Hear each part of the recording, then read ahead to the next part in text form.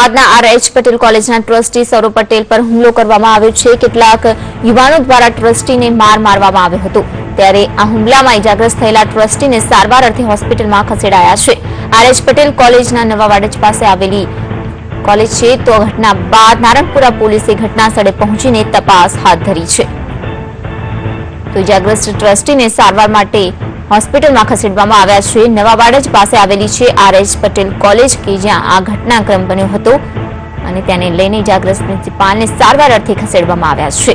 તો નારણપુરા પોલીસ દ્વારા ઘટના સ્થળે પહોંચીને વધુ તપાસ હાથ ધરવામાં આવી છે।